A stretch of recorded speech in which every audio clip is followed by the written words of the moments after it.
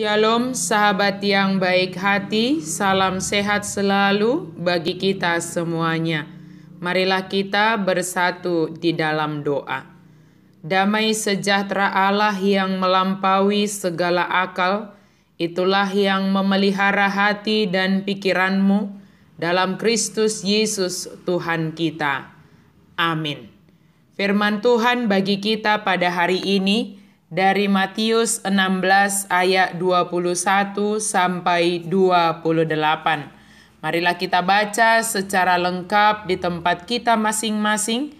Saya baca ayat 24 dan 25. Lalu Yesus berkata kepada murid-muridnya, "Setiap orang yang mau mengikut aku, ia harus menyangkal dirinya, memikul salibnya, dan mengikut aku.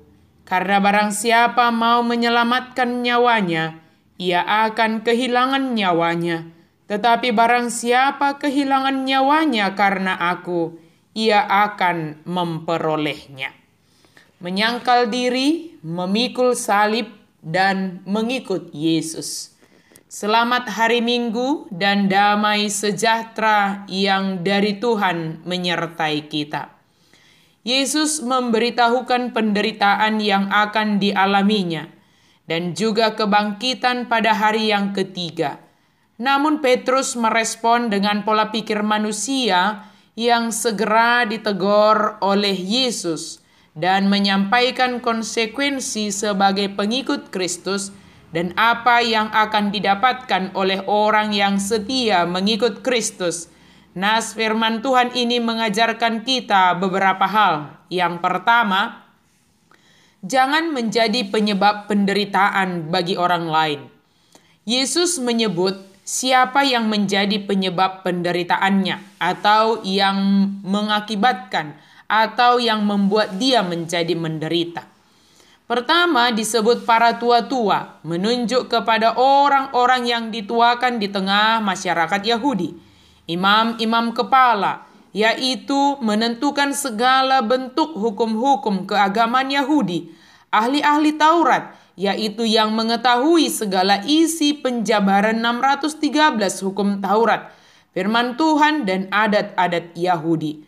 Justru mereka ini menjadi sumber penderitaan Kristus. Apapun jabatan kita dalam pelayanan, janganlah menjadi penyebab penderitaan bagi jemaat atau orang di sekitar kita. Jangan kita yang memulai dan menyulut pertikaian atau perpecahan di tengah gereja. Menggunakan hak jabatan gerejawi kita untuk membentengi jemaat, menjaga keutuhan dan kesehatian jemaat, sehingga gereja kita penuh dengan damai sejahtera.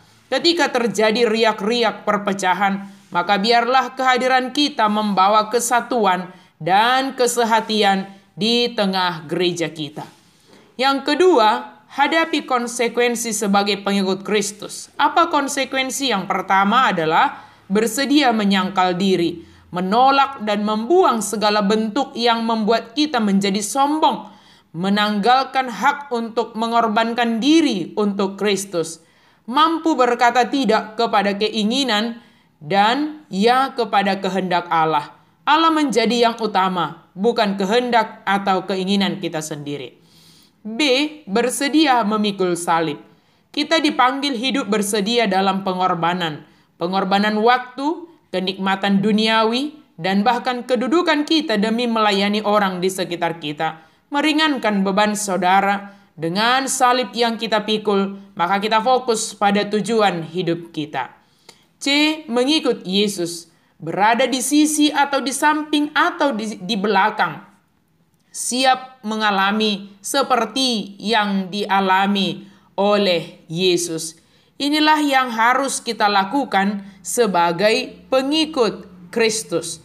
Ini merupakan tugas panggilan yang berat, tetapi bukan tidak mampu untuk dilakukan. Kita akan mampu dan dimampukan oleh Yesus Kristus sendiri. Ketiga, jangan berpikir egosentris, tetapi berpikirlah teosentris. Ketika Yesus menyampaikan apa yang akan dialami oleh Yesus, tetapi Petrus menanggapinya dengan egosentris dan Yesus menegurnya. Bagi Petrus, Yesus adalah Mesias dan tidak mungkin seorang Mesias akan mengalami seperti yang dikatakan Yesus. Tetapi teguran Yesus menunjukkan bahwa pemikiran Petrus itu adalah egosentris. Maka Yesus menghardik, mengingatkannya. Petrus yang tadinya telah disebut sebagai batu karang, tetapi dalam waktu sekejap dia menjadi batu sandungan ketika Yesus memberitahukan apa yang akan dialaminya. Sahabat yang diberkati Tuhan, dalam dunia ini marilah kita memiliki sifat setia mengikut Kristus. Walaupun kita harus mengalami penderitaan, memikul salib, tetapi pakailah semuanya itu untuk mendewasakan iman. Pakailah penderitaan membuat iman atau pertumbuhan rohani kita menjadi kebal terhadap segala penderitaan dan memikirkan apa yang dipikirkan oleh Kristus. Terakhir, peliharalah nyawa dengan setia menanggung konsekuensi sebagai pengikut Kristus. Jika kita memelihara nyawa tanpa mau menanggung konsekuensi dari mengikut Kristus, maka kita akan kehilangan nyawa dan tidak mendapat upah sorgawi. Tetapi bagi orang yang mau menyangkal diri, memikul salib dan mengikut Yesus, walaupun menderita dan bahkan kehilangan nyawa, ingatlah kita mendapat anugerah kehidupan selama-lamanya. Setialah sebagai pengikut Kristus dan hadapilah segala konsekuensi sebagai pengikut Kristus. Amin. Mari kita berdoa. Terima kasih Tuhan untuk firman-Mu. Biarlah kami senantiasa setia menjadi pengikut Kristus dan dengan kerelaan hati kami mau menanggung segala konsekuensi yang harus kami tanggung sebagai pengikut Kristus, dan itu semua semakin mendewasakan iman kami. Dalam nama Yesus kami berdoa dan bersyukur. Amin.